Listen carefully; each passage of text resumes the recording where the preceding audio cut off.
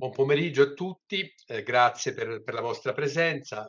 Speriamo che ci raggiunga qualcun altro durante la sessione, che comunque non sarà lunghissima, visto l'orario. Abbiamo valutato col professor Balacchi, con Giorgio Di Marcantonio, con il direttivo di ANAI Marche, con il direttivo di AIDUSA, di invitare la collega Hanna Lehun, che ora vi presenterò, a informarci e aggiornarci sulla situazione del patrimonio archivistico in Ucraina prima e dopo l'invasione russa del 2022, di un anno e mezzo fa, ma in qualche modo anche nelle fasi precedenti, perché non dimentichiamoci che nel 2014 la Federazione Russa invase la Crimea, la penisola della Crimea, che era territorio ucraino e che gli ucraini ritengono essere correttamente il loro territorio. Io a questo punto vi presento la nostra relatrice Hanna Lehun, che è ucraina, è nata a Vinnytsia, spero di pronunciarlo correttamente, ha studiato beni culturali, scienze della cultura, fotografia e storia a Kiev, a Londra e a Berlino. La sua tesi di specializzazione era sulle fotografie dei lavoratori forzati durante la seconda guerra mondiale in Ucraina. Si è quindi specializzata su questo tema dei lavori forzati, dei centri di lavori forzati in Ucraina, che comunque rimane il suo argomento di approfondimento di ricerca. Si è spostata in Germania, è andata a lavorare in Germania alla fine del 2015, un annetto dopo appunto l'invasione della Crimea da parte della Federazione Russa. Attualmente lavora presso gli Arolsen Archives, questo centro internazionale sulla persecuzione nazista. È un centro di documentazione tedesco, si trova appunto a Bad Arolsen ed è una delle istituzioni che partecipano alla UNESCO Memory of the World Program. Presso gli Arolsen Archives, Hanna lavora a servizi di predisposizione degli strumenti di ricerca, lo dico all'italiana, cioè lavora a descrivere gli archivi ed è coinvolta anche in diversi progetti, tra cui un progetto di crowdsourcing, di raccolta collettiva di materiali che si chiama Every Name Counts, che permette di fare come quella che chiamiamo citizen science, di coinvolgere i cittadini ad aggiornare dati archivistici in modo da facilitarne l'accesso e la ricerca online. Dopo l'invasione della Federazione Russa, l'invasione come dire, massiva e completa della Federazione Russa all'attacco all'Ucraina, ha cominciato come dire, intensificato la sua cooperazione con le istituzioni ucraine, acquisendo nuovi materiali, raccogliendo documentazione, attivando progetti di digitalizzazione di cui ci parlerà e cercando appunto di aiutare la tutela, la protezione del patrimonio archivistico ucraino dai rischi di perdita dovuta alla guerra. Io prego Anna di attivare, please Anna, activate your webcam so that we can see you. Quindi, since now I will talk in English, Hanna will make her presentation in English. I repeat that you can leave your questions in the chat, in the general chat. You can ask your questions in Italian or in English. Me and Georgia, that of course I thank for her essential support. We will summarize your questions at the end, posing them to Anna. But there will be a question time at the end and some conclusions from Federico Balacchi, from Professor Balacchi, to close the session. So, Hanna, thank you very much for your presence. We are really pleased and honored to have you and share with the Italian archival community uh, your witness, your I mean, presentation of what is the situation of archival holdings in Ukraine. First of all, I ask you to say something because we probably don't. What is the archival organization? How it works in Ukraine? The organization of archives, of archival institutions. Thank you very much again. Thank you very much. It is a huge pleasure that you are having me. I will just share my presentation, so you will have some images in the background. But yes, thank you. Yes, yeah. Feel free to interrupt me and ask any questions in case you have them. Can you see the presentation? Yes, perfect. Great. Thanks again. Thank you for introduction. I was very surprised that I could understand a lot. So it's very very good that you're having me here. I'm, as already said, I'm working in the department cataloging and historical context. I'm a scientific researcher or a research assistant and archivist at Arolsen Archives. The Arolsen Archives are the world's most comprehensive archives on Nazi victims and survivors. We have lots of various projects we are working on, and in the last years, we have also intensified our cooperations with Ukrainian institutions. On this image, for example, you can see how 2 scanners were received by one of our partner institutions, and I'm using it as a background for, or as a title image often, because it's it looks very symbolic. So to start with, I will just tell very, very quickly the general structure of Ukrainian archives. Feel free to ask me if you have any questions in the process, or I'm sure that I will forget something important, definitely. So there are institutions that are directly managed by the State Archival Service of Ukraine, and there are also those that are managed by local authorities. And this is partly very convenient because it means that most archives, all of the regional archives, all of the local archives, the archives that have most of the information on the local history of different regions, they are governed by the local authorities, which means that they can, they're independent. They're independent legal entities, and they can conclude contracts, receive money themselves. They have so much more flexibility in terms of international cooperation. For example, we cooperated with regional archives and helped small district and labor archives, and it has always been directly. We never had to obtain any additional permits via State Archival Service in Kyiv. There was no unnecessary extra bureaucracy, that was of a huge help.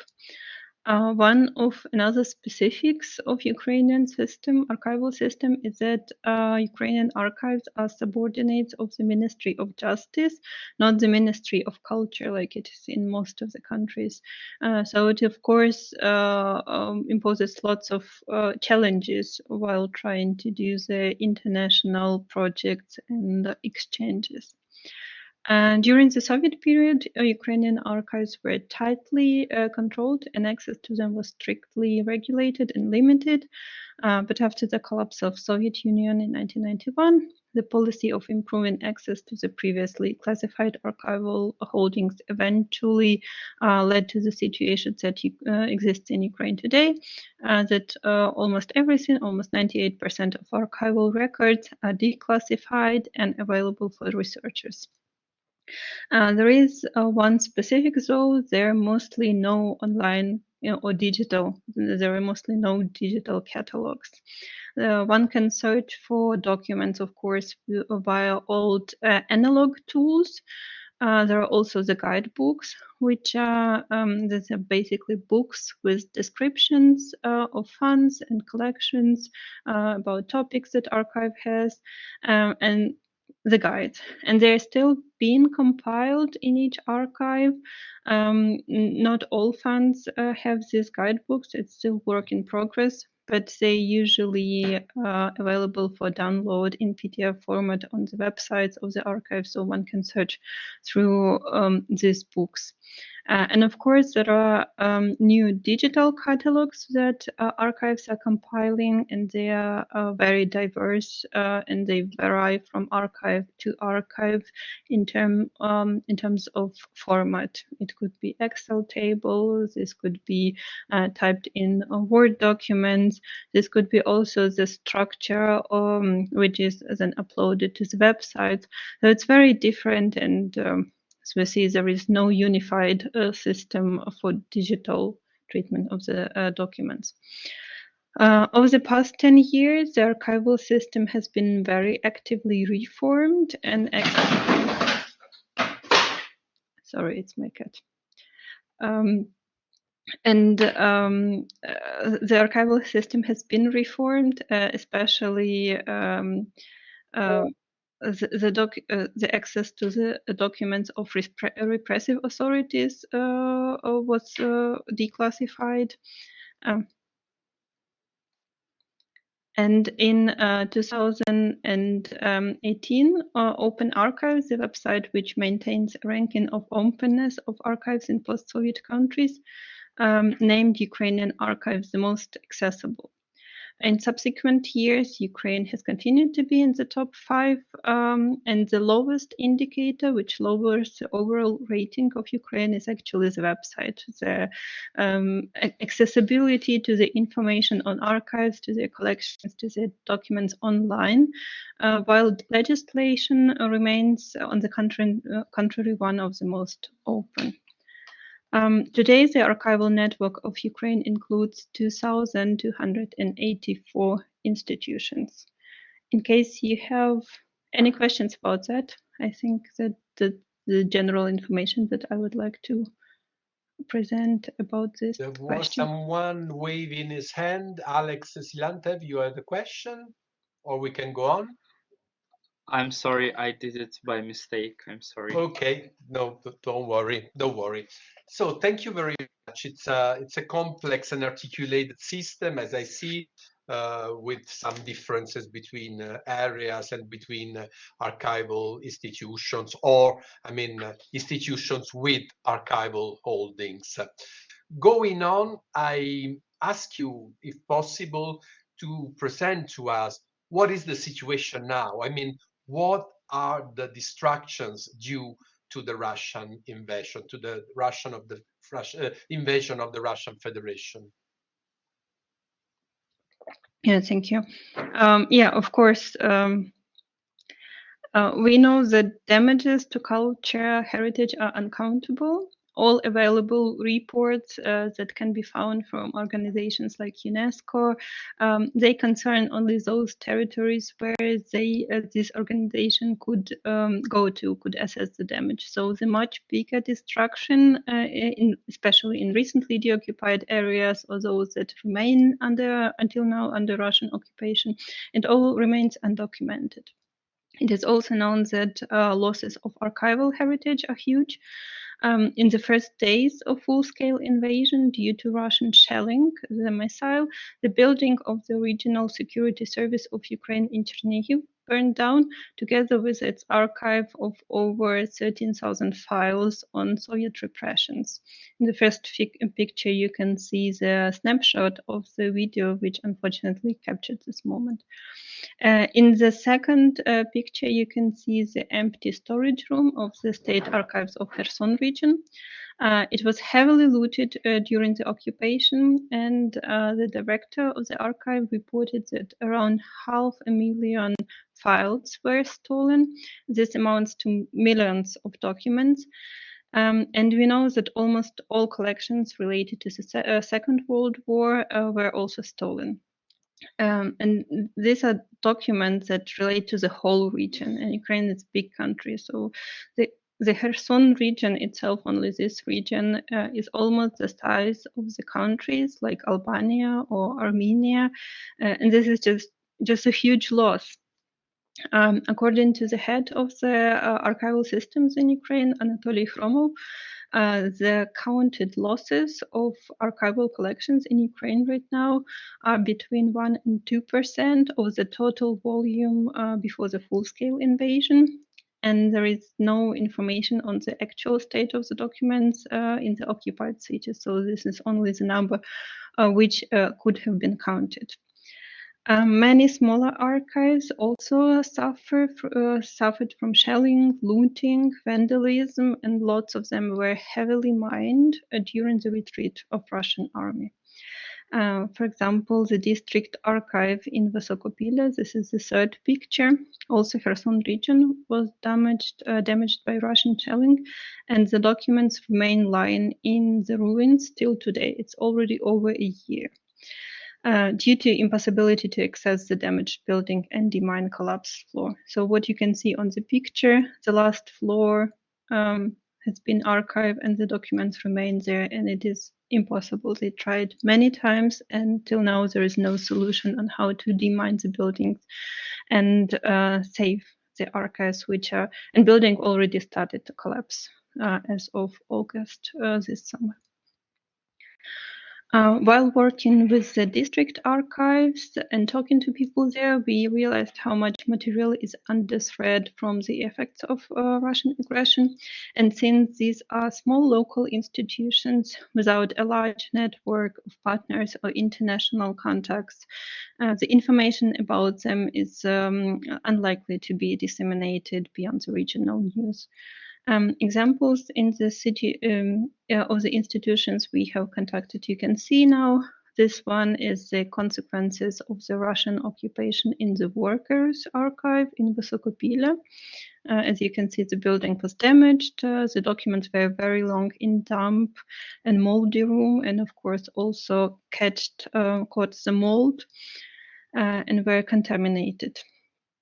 And this is an even worse situation. It is the district archive in Velika Alexandrivka. The building was damaged, part of it burned down, and some of the documents were also destroyed by the occupiers, intentionally destroyed. And after freeing, the rest were moved to the basement, where conditions were also inadequate for a long time. I think, yeah. Yes. This is a very short overview of the consequences.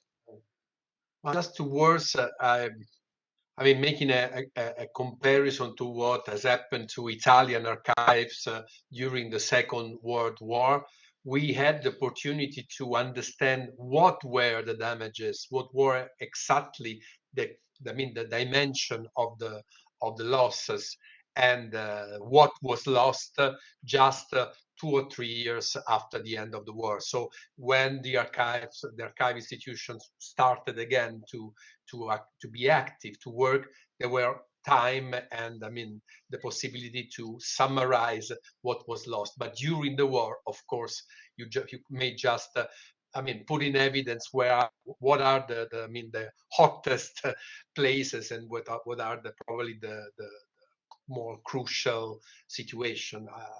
I understand well what, according to you, Hanna. Yeah, exactly. It's impossible to count and to say exact numbers at the moment. Okay. So going further, if there are no other questions, but you were mentioning me during our meetings and exchange of emails that there are some projects, there are some actions that are in active now in order to support, to help the situation of archives in Ukraine through digitization, to some exchanges, some international support. So what are the experiments, the innovations, the open questions now, and the future challenges for archives in Ukraine? Yeah, can start with international help projects, problems that are there. There are many areas where help is needed, and there are lots of projects that one can do, a lot of areas where one can help. I think all institutions can have some sort of areas that would interconnect. We have had, the Arolsen archives have had several projects this years. We have had the cooperations with the archives on topic of the digitization. We have cooperated with state archives of Vinnytsia region and of Kirovohrad region and supported them financially to digitize, scan some of the collections. We also organized a first needs aid to archives in the occupied and sheltered regions, to the archives which I have shown you in the previous pictures, and we were able to help them. We also made a needs assessment project on state regional archives to understand what situation are they in, what are their most urgent needs, or how can one support the digitization, because of course the understanding of what is needed varies a lot from someone who is in the country which is being active in war at the moment, in the country which doesn't understand what is happening there. And our latest project was this summer, the cooperation with every European Holocaust research infrastructure on microarchives regarding the Holocaust history in regions close to the battle line. So we try to understand how do collections, are there lots of collections left? How did they survive the occupation? What would be their most urgent needs? Because of course the archives, they receive the institutional help, and they have so much more possibilities to receive the help and to be mentioned somewhere and get into the statistics. But the private collection and small grassroots initiatives and small local archives, they do not have this privilege. And unfortunately, the results of these projects are very, very tragic. The situation is very sad. And all of these activities are, of course, a drop in the ocean of needs. This map shows the cities that we surveyed, the archives in the cities. We surveyed as part of the needs assessment project.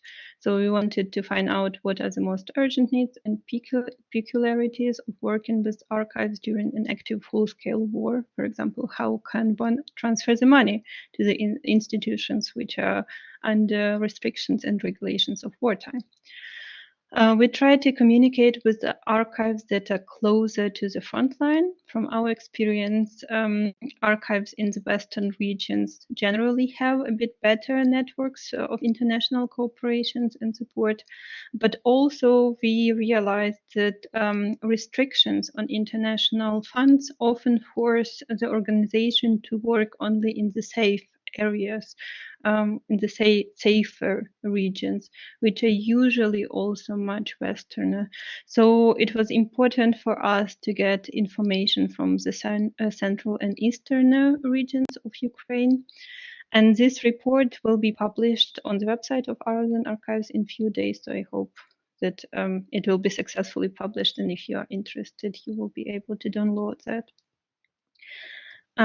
These are just few pictures of the reports, the photo reports that people have sent us of the assistance received. Thanks to these two archives, the ones which I have shown you previously, were completely moved to a new location. The documents were dried, disinfected, placed in suitable archival boxes on archival shelves, which were non-moldy. And in total, we helped 5 larger archives and 5 small archives. There are of course, a lot of talks about what Ukraine is doing, and obviously the main help to all of these institutions is coming from within the countries.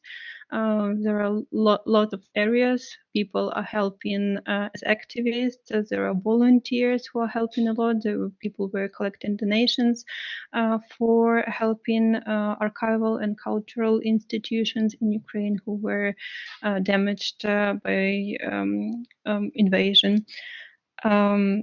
And of course, there is lots of state support, and it is probably the biggest support that exists to the institutions. The controversial topic is evacuation. Many people say, and many international experts say that there was not enough done on the evacuation. Some archives and some certain collections have been evacuated, while others were not evacuated, or there was just simply not enough time to do that. There is little information about this online due to the security concerns. And during personal communications with the colleagues in Ukraine, we have found out, they told us about the cases of, for example, also failed evacuations when employees and vehicles with documents were shelled. And unfortunately, the colleagues have died and documents were also destroyed. And due to the size of the country, Ukraine is so big, and the speed of the invasion, unfortunately, in many cases, it was just impossible to organize the evacuation in time. Those institutions which have been evacuated, it's not little. They're located in other safer regions, and information as to which institution, which archive, in which location is situated is not publicly announced. There are quite a few organizations that systematically assist Ukraine, including several that specialize in helping archival institutions.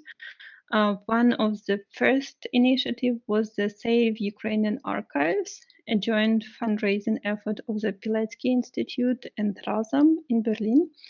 And this project collected both monetary and non-monetary donations for various types of cultural heritage preservation, such as digitization, printing, transportation, infrastructural equipment, and so forth. Initiative Saving Ukrainian Culture Heritage Online also keeps working actively in this direction till now. This is an international team of volunteers that coordinate deliveries of digitization hardware such as scanners, cameras, computers to Ukrainian institutions, and they also collect donations. There are also relevant initiatives within Ukraine. For example, one of the biggest, at least about which I know, is from the genealogist and activist Serhiy Fazulyanov and the UA genealogy community. And they have been raising funds for the needs of various archives through different fundraisers for several years. And only since the beginning of Russia's full-scale invasion, activists have managed to support the urgent needs of 12 institutions. A big organization that coordinates the help right now is Ukraine Art Aid Center as part of Network Culture Protection. There definitely has been lots of other institutions and initiatives that probably also continue working right now. I know that quite a few of them had to close. For example, one of the most important activities of Museum Berlin Karlshorst in 2022 was the support project for safeguarding archive and museum collections in Ukraine, but it has finished by now.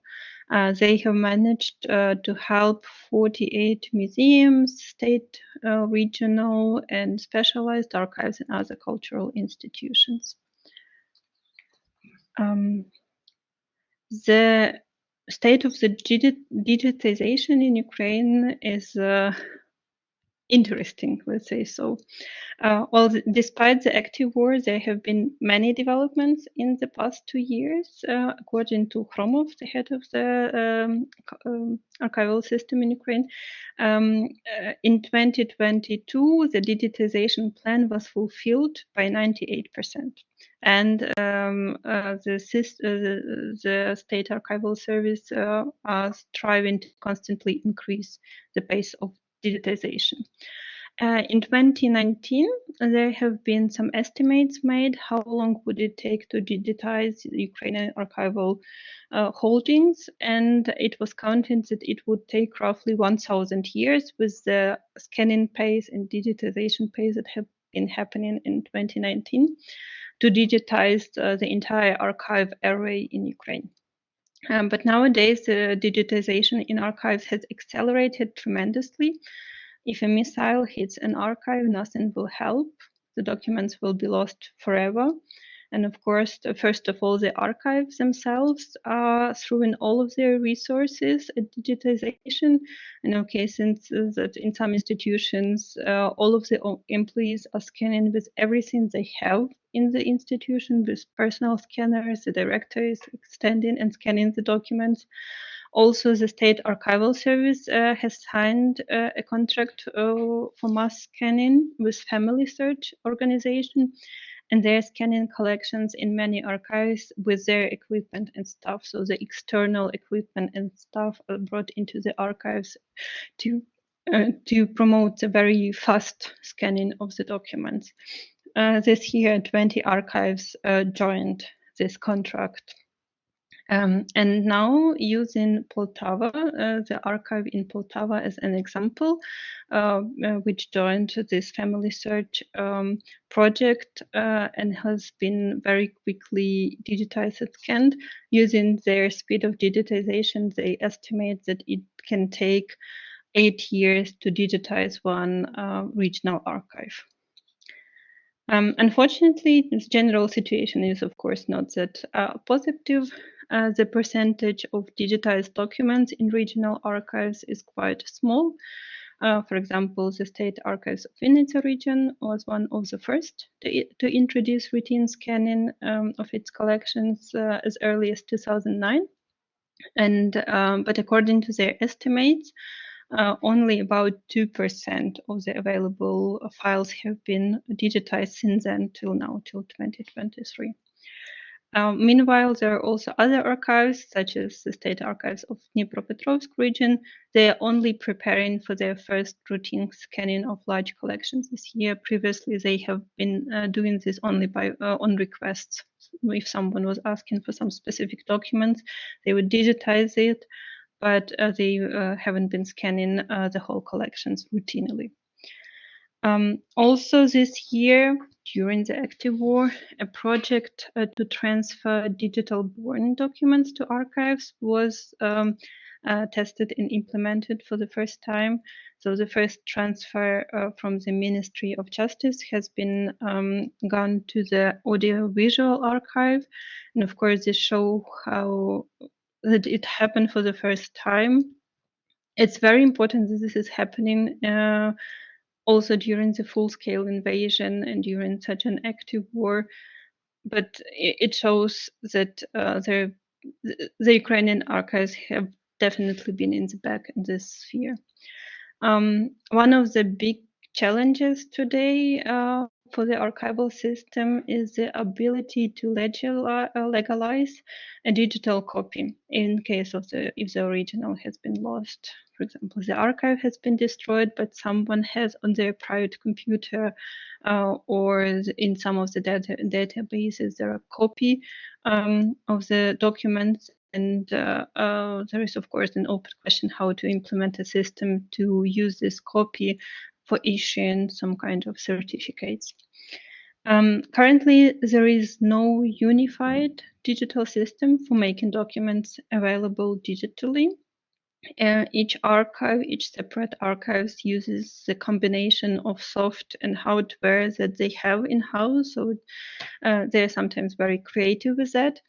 There is a platform for creating a digital archive called Archival, which was specifically designed for Ukrainian archives. So it includes all of these specifics of the post-Soviet archival system.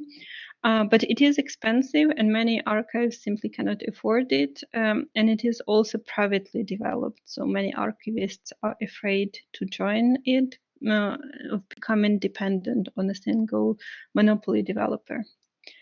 And there is, of course, another aspect, which is now this year, which was not so actual last year, but this year is coming more acute, is that colleagues in archives, they start to realize and understand and complain about this system, that it is becoming increasingly difficult to implement projects on the international grants for the protection of cultural and archival heritage, as the competition for funding, but not only international, also in Ukraine grants. It is becoming tougher, and in the interviews, the money is being used more for the organization of educational events, conferences, the exchange of the experiences. And this is, of course, forcing many of the institutions into this very uncomfortable position, because it's important. Of course, it's very important to do all these exchanges and organize the conferences. But it is so much more important just to save the documents before that, like stopping them from molting, putting them into new boxes and transferring to better conditions. And it's not always possible to do that.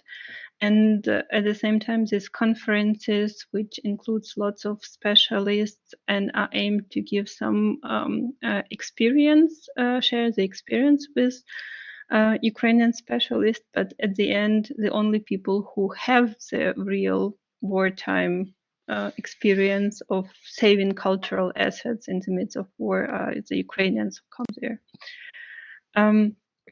So, of course, this is lots of open questions and lots of unsolved cases, how to work with it, in a very strange situation where Ukraine is kind of very much behind in the archival system, but trying to jump very forward with the technical innovations.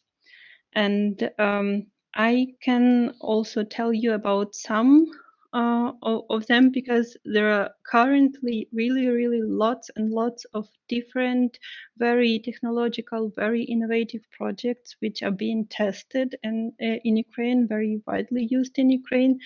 And many of them are aimed at cultural heritage. Just a few examples. One of the most popular right now is 3D scanning. So Skyron is one of the organizations which are doing that. It's a professional organizations, and they have very expensive equipment and create very detailed models of the buildings and monuments. And they also use artificial intelligence. For example, in Mariupol, and drama theater has been barbarically bombed with civilians hiding inside, and it is one of the most famous war crimes of the Russian Federation last year.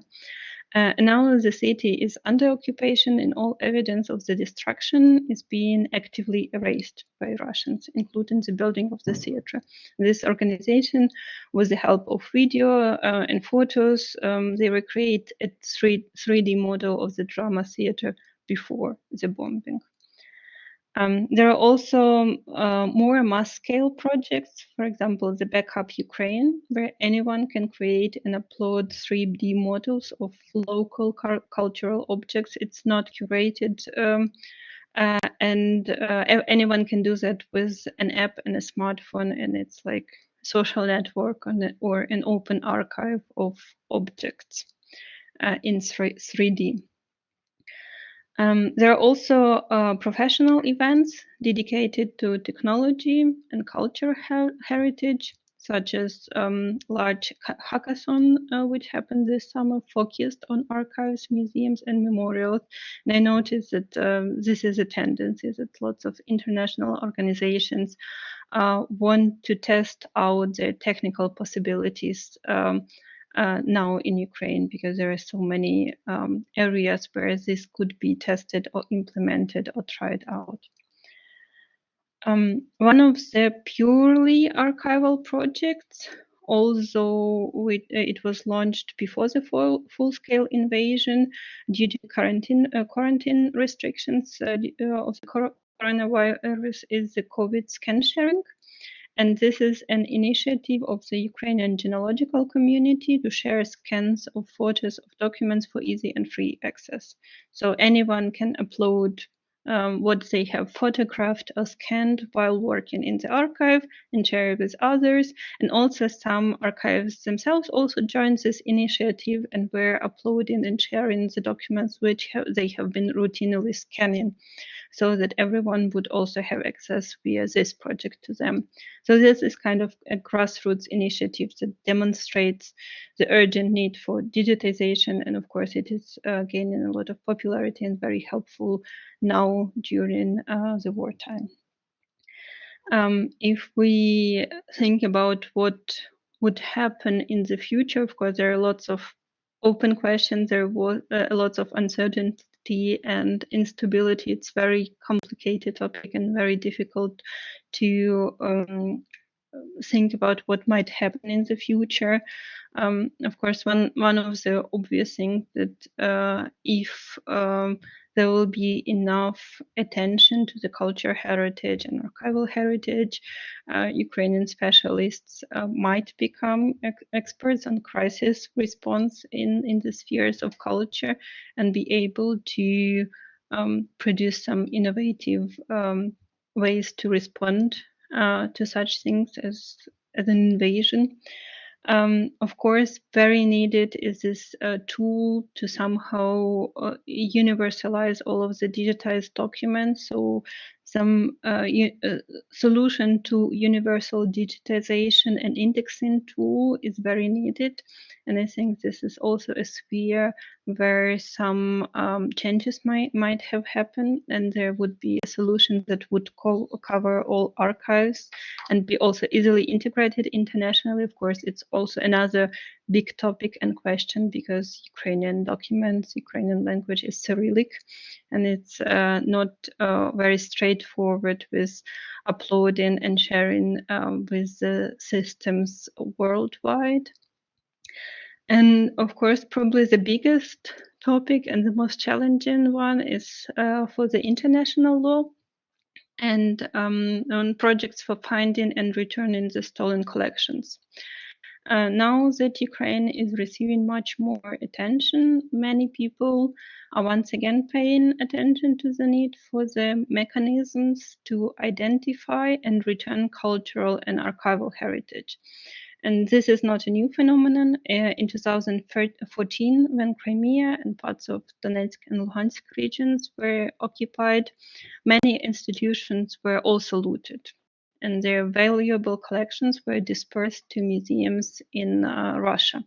And this issue remains relevant today, because these objects at some point have to be found and have to be returned back at some point.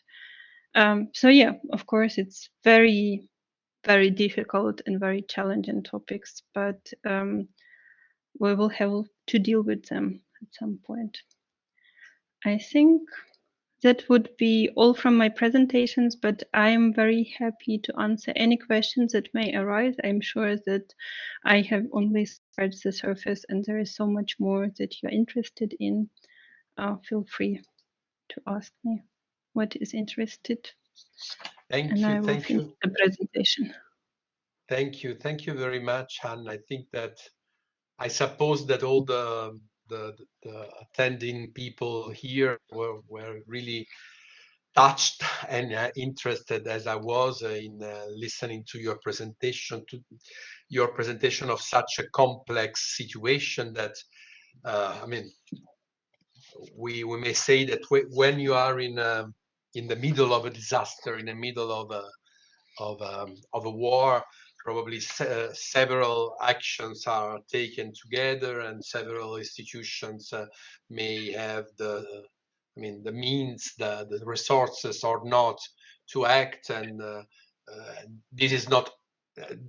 I guess that it's not that easy to, coordinate the single actions within a general framework. We are used to it in Italy. We are not in a war, so probably it's not easy. It's not easy at all. So first of all, I have some doubts and questions, but I give the floor to the questions that arrived on the chat. Jacopo Giovannini was asking if there were any action under the Blue Shield UNESCO action. For those who don't know, Blue Shield is a project of UNESCO since 1954 to protect world's cultural heritage from threats such as armed conflicts and natural disasters. Yes. Exactly.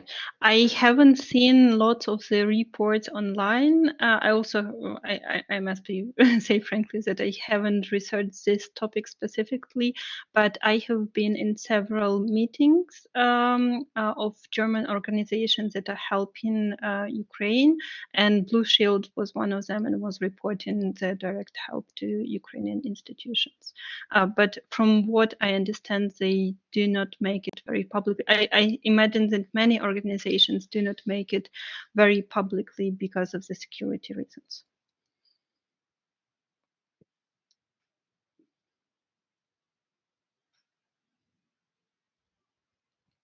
Sorry. And Alex Silante is asking, what do we know about Crimean archives? Are any of them being saved after 2014? Saved, or we know, so if they were destroyed or not? So we know that Crimea was occupied without big damages, without shelling, without lots of military force. Of course, there was, but it was not the way like it happened in Donetsk, Luhansk, or like it is happening right now in Ukraine. So in this term, there was no direct damage in the 2014 to the archival institutions. I do not know the state about the institution. I know that many museums and smaller archives, smaller collections have been looted, and that they were just taken away, and then the experts would come and look at them and evaluate and decide what is valuable enough to be transferred to some institutions in Russia. So it was a classical case of looting. But I do not, because the state archives and Crimea has the archive of the Crimea region, the Sevastopol archive. They're huge institutions. They have millions of documents. It can be that they were also not transferred because it's just too difficult to find a new place for such huge collections. But we do not know anything about that because they are under occupation. Yes, thank you. Are there other questions through the chat or directly to Hanna?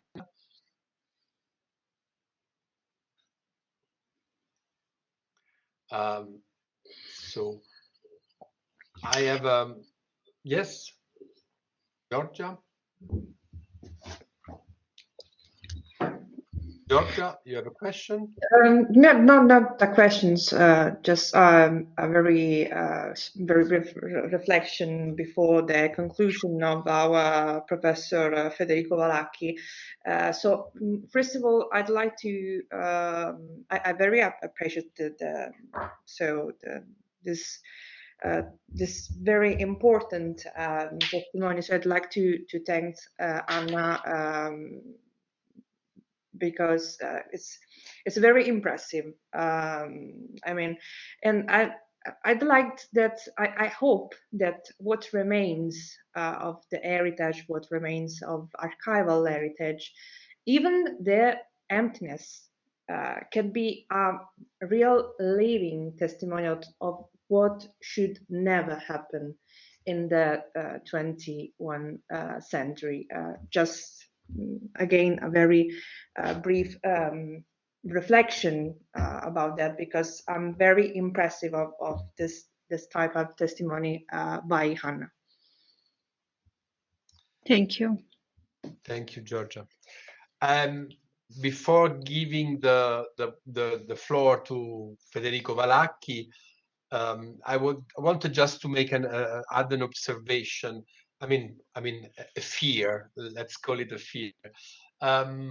We are discussing a lot now in Italy about the real impact of digitization projects on archives, in the sense that what we are afraid of is that we will create a lot of collections that represent just a small portion of our heritage, of our archival heritage that you may guess is, a heritage made of billions and billions and billions of documents. All our history is so complex, and so we are a lot of archives. And so what we are afraid of is that at the end there will be a lot of separated collections, probably accessible through a lot of portals, a lot of websites, and so on. So probably we will lose something in terms of real access to archives. And at the same time, the archival institution, the state archives or the municipality archives or whatever, would have to face a lowering of their audience, of their users, because there are online archives, but they are just, a minimum part of what is really our heritage. What is your idea? What is your perception out of that? Do you think that there is a future of, there is a possible better access to Ukrainian archives after the war that we hope will end as soon as possible? Yes, I completely understand what you're meaning, and I think I have also encountered that while talking to archivists in Ukraine about their personal experiences. I think this is one of the reasons why archives have also resisted digitizing their collections. The law in Ukraine is very free. So there are almost no restrictions on usage of the archival documents. Everything has to be made available. Of course, everything is available via the reading rooms, but if it is made available online, there is no way to control it further. This is one of the also the copyright laws in Ukraine are not that progressed and not that restricted, like, for example, in Germany, where the institutions, even though the documents are part of the general archival heritage of the country, they still have some sort of influence on the documents themselves. In Ukraine, the situation is a little bit more flexible in terms that, everything that can be found in archives, except for several, there are of course exceptions, like personal documents, but it can be published, it can be used for research, and therefore archivists are also a little bit scared of scanning and putting everything to make it available, because archives have been underfunded for many years. This is one of the areas which has never received a lot of funding, and if there should be some savings, the archival sector and the state sector usually is the one to go first. Now, during the full-scale invasion, there were also lots of staff shortages and losses due to the newer restrictions on the archives. So it is becoming more and more difficult to work effectively for the institutions, and they have to survive. And for many of them, this digitization on request, like searching for the documents and then scanning it for money and providing individually on requests for people was the main source of money, income to just support the work of the archive, to support the project. Of course, the state covers all the essentials, like the heating and water, but even for the stationaries, we usually have to acquire additional funds, which means that with mass digitization, for example, through this mass digitization family search project, lots of the documents will be scanned in very, very short period of time. They will be put online, and the archives wouldn't be able to receive any revenues from them. And yeah, but the work to support the analog documents in the building remains. So of course, this is one of the very acute questions, but I think not only for Ukrainian archives, for many archives. It's a general approach to archives and digitalization. Thank you very much. Thank you very much. Yes, I was touched also by this, the role of genealogists and family search. That we in Italy, we had the same campaign of digitization of genealogical documents, paid, supported by the Mormon organization from the United States, and now we are building a service out of it. Thank you very much. I think that we are in time for some words of conclusion from Federico Valacchi, that is the president of the Association of Professors of Archival Science in Italy and is a colleague at the University of Macerata. So Federico, I leave you the floor. Well, thank you for your words, Hanna. The situation is very sad, as you told. Io poi proseguirò le mie brevissime considerazioni in italiano anche per brevità. Allora facciamo una premessa, naturalmente prima vengono le sofferenze delle persone e poi tutto il resto. Detto questo, ascoltare e vedere le parole, le immagini di Hanna, come ricordava Pierluigi, in qualche modo, no? Ci ha ricordato di una situazione che pure gli archivi italiani ormai fortunatamente molto tempo fa hanno vissuto, e mi ricordava anche la fatica che poi si è fatto per cercare di riemergere da quel buco nero, da quei danni drammatici. Abbiamo sentito e visto immagini e parole che fanno male. Quello che abbiamo sentito è anche, come dire, un avvertimento al di là della immane tragedia specifica. Noi diciamo sempre che i nostri archivi sono vivono, ma dobbiamo prendere atto come certi passaggi possano anche morire, purtroppo. E il nostro lavoro è, io credo, anche questo, no?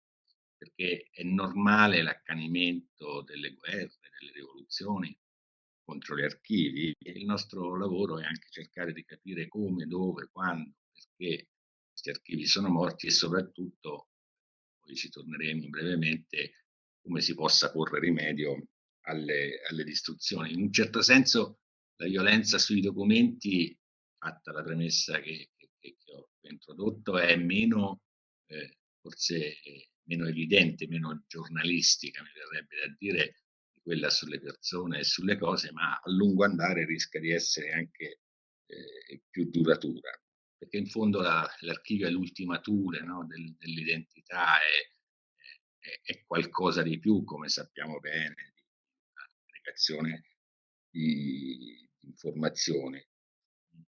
La distruzione dell'archivio è la distruzione di un'identità, di una società.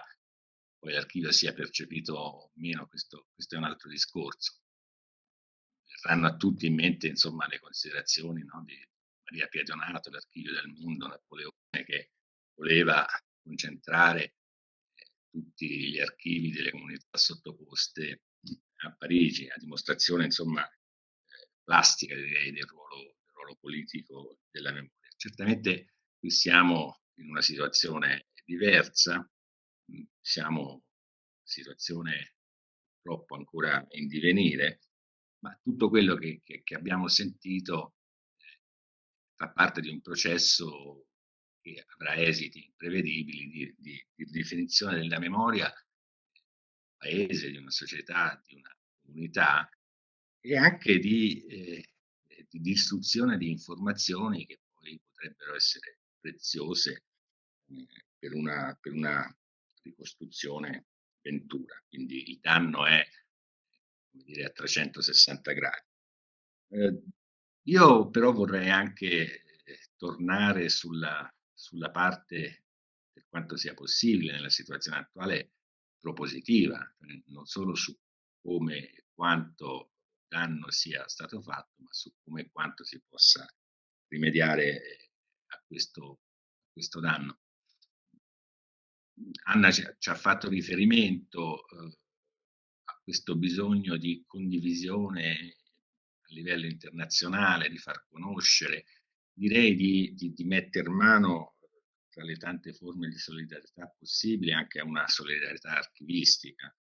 Questo granello di sabbia del nostro incontro di oggi pomeriggio potrebbe e dovrebbe andare a far massa critica con iniziative volte soprattutto a far conoscere, a far apprezzare, se è la parola giusta, come dire, quello che sta accadendo in termini di cancellazione della memoria di un popolo. Del resto, io credo che la cultura degli archivi sia anche cultura di pace, no? Cultura di pace nella misura in cui molto semplicemente gli archivi tutelano i diritti e i doveri fondamentali. Dove non c'è certezza del diritto, difficilmente c'è pace. Insomma, le distruzioni degli archivi sono solo, come dire, un vulnus per chi come noi ama gli archivi, sono un vulnus inferto alla certezza del diritto, alla certezza dei doveri, a quelli che sono gli elementi fondamentali della convivenza civile. Gli archivi hanno un ruolo, lo sappiamo tutti, di lunghissima data, un rapporto con il potere molto stretto, ma gli archivi hanno un senso politico, come io dico sempre, perché sono espressioni della polis. Coglierei anche la dimensione logistica dell'intervento che ho appena sentito, nel senso che, come sempre, negli archivi si fa i conti con una fisicità che c'è, non c'è, che viene distrutta, che deve essere recuperata. Quindi anche questo è un aspetto fondamentale che in fondo poi sono le ultime cose che vorrei dire talora, che in fondo poi si ricollega al ruolo importantissimo che è emerso anche da quello che abbiamo ascoltato dei processi tecnologici, no? Di tecnologie che non sono solo generative, ma possono essere sostitutive, collaborative, perfino migliorative, come sottolineava anche Pierluigi nel trasformare, insomma, la catastrofe, le minacce ora pendenti in nuove opportunità. Quindi io credo che abbiamo capito bene, abbiamo dato un senso per quanto sinistro, no? Un'espressione che noi usiamo spesso in riferimento ad altri contesti, ma che calza benissimo anche a questo, quella di disaster recovery. Direi che proprio di un disastro abbiamo sentito parlare, però ecco soprattutto la seconda parte dell'intervento, questa apertura alla difficoltà certamente dei processi anche di digitalizzazione, come dire, ci dice che non tutto è perduto. Poi, come Giorgia sottolineava, insomma, anche io sono rimasto molto impressionato da una situazione che conosciamo, ma che insomma poi nello specifico magari non sempre abbiamo così presente. Quindi grazie davvero per questo intervento.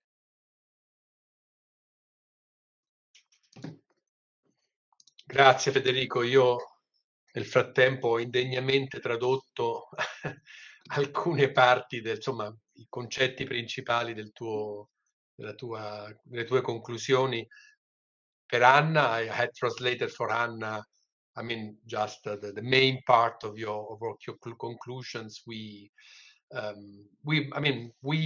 What I want to say to Anna is that, of course, we are really very thankful for her. It was very precious and very interesting for us, because if I may say my last two words is that we discuss about most of the topics of the problems that you had evoked. For Italy, that of course is not in a period of crisis, in a risk as Ukraine is, but we face more or less the same problems.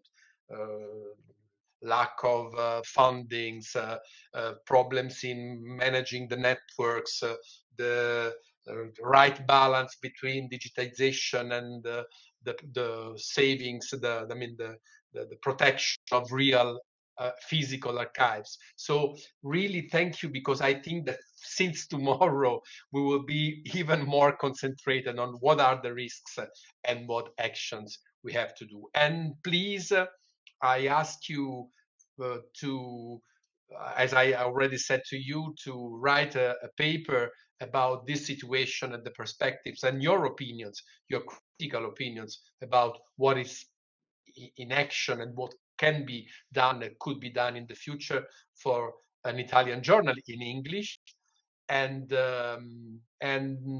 ask us if you think that we can support the projects and the actions in Ukraine in any way as Italian archivists. So really, thank you very much, and we will stay in touch, I hope. Yes, thank you so much for inviting me. It was a huge pleasure, and I'm extremely thankful for this event. Yes. Yeah.